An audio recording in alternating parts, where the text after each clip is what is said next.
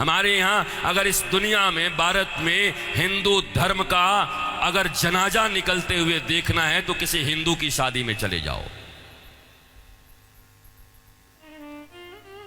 शास्त्र कहता है सूर्यास्त के बाद वेद के मंत्र पढ़े नहीं जा सकते।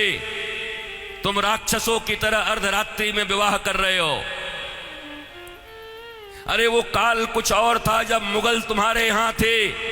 रात के अंधेरे में बहू बेटियों को उठाकर ले जाते थे, दिन के उजाले में ले जाते थे, तो रात में छुप छुप करके अंधेरे में विवाह कर दिया करते थे। अब कौन मुगल और कौन अंग्रेज तुम्हारे पीछे पड़ा है? क्यों नहीं तुम सूर्यास्त के पहले विवाह करते हो, अभिजित मुहूर्त में करते हो? वेद तो वही कहता है।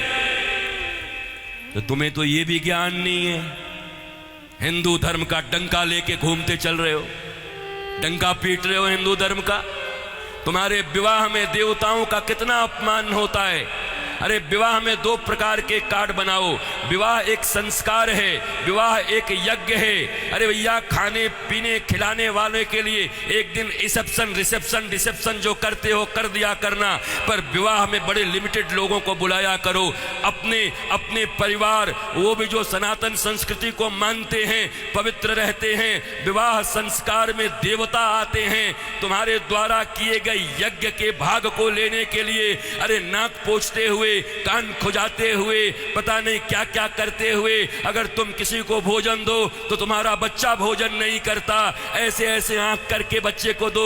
शी मम्मी, कितनी गंदी हो तुम। और देवता आते हैं तुम्हारे बेटे और बेटियों के विवाह में। वो एक यज्ञ होता है। कोई शराब पी के खड़ा होता है, कोई गांजा पी के खड़ा होता है, कोई गुटके खाए रहता है, चमड़े के बेल्ट पहने रहते हैं, जूते पहने रहते हैं। 3 घंटे तक दूल्हा उपवास नहीं रह सकता। कोई फूफा बन के पेप्सी ढकेल देता है, कोई जीजा बन के कोक ढकेल देता है। अरे आज 3 घंटे जो अपने सिया को, अपनी जानकी को पाने के लिए उपवास तक नहीं कर सकता, वो क्या पालेगा अपनी पत्नी को, धर्म पत्नी को?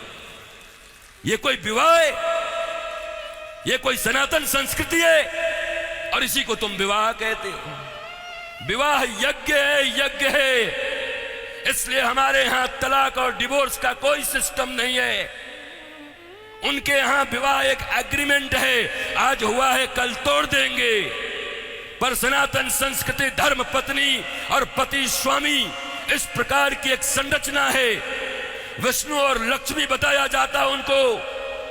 तुम कौन से विवाह कर रहे हो? अंग्रेजों के पिट्ठुओं, अंग्रेजों के गुलाम बड़े बन गए हो।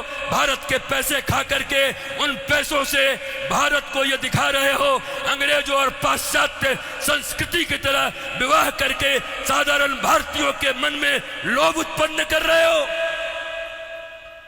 और ये समाज के अग्रणी लोग बने हुए हैं, ये समाज के श्रेष्ठ लोग बने हुए हैं, ये समाज को दिशा दिखा रहे हैं, ये समाज को भोंडा प्रदर्शन कर रहे हैं, अपने दन का लोगों को दिखा रहे हैं। एक गरीब बेचारा विवाह करने में भी लज्जा करता है, इतना आडंबर बना दिया। विवाह एक यज्ञ है, बड़ा पवित्र यज्ञ है, सुंदर यज्ञ है। वेदियां बनती हैं। हमारे यहां दूल्हे दुल्हन, उनके वस्त्र कैसे होते थे? देखो आज के 50 साल पहले ही देखो ना, 50 साल पहले के फिल्म देख लो बॉलीवुड में, तो समझ जाओगे कैसे वस्त्र पहन करके विवाह करता हमारे यहाँ पर। क्योंकि बॉलीवुड भी या सिनेमा भी समाज का दर्पण होता है। और अब बदले हुए बॉलीवुड को देख लो कि अब कैसे विवाह करते हो। हमारे विवाह में हमारे वस्त्र, हमारे परिधान, फिर लेन देन इतना तो बनता है। 5 साड़ी तो बनती है, 21 साड़ी लगेगी ननद की। अरे कौन से ग्रंथ में लिखा है? कोई माई का लाल भारतवर्ष में किसी शास्त्र में मुझे दिखाए? कहां लिखा है ये लेन देन? तुम्हारी बुढ़िया पुराण में होगा। लोभियों के बनाए गए कानून, लोभियों के बनाए गए नियम। अरे जरा सोचो, एक बच्ची, एक बेटी अपना नाम, अपना गोत्र छोड़कर आती, अपना टाइटल छोड़ करके आती, अपने घर परिवार, माता पिता, भाई बहन, सखी सहेली छोड़कर आती और तुम्हारे वंश को बढ़ाने के लिए तुम्हारे घर में आती है, उसको भी टीवी, फ्रिज और कार के लिए मिट्टी, तेल और पेट्रोल से जला देते हो। तुम्हें शर्म नहीं आती? भारतवर्ष में जन्म लेकर बैठे हो। तुम्हारी बाजुओं और भुजाओं में अगर शक्ति है तो अपने पैसे से कार खरीद लो, अपने पैसे से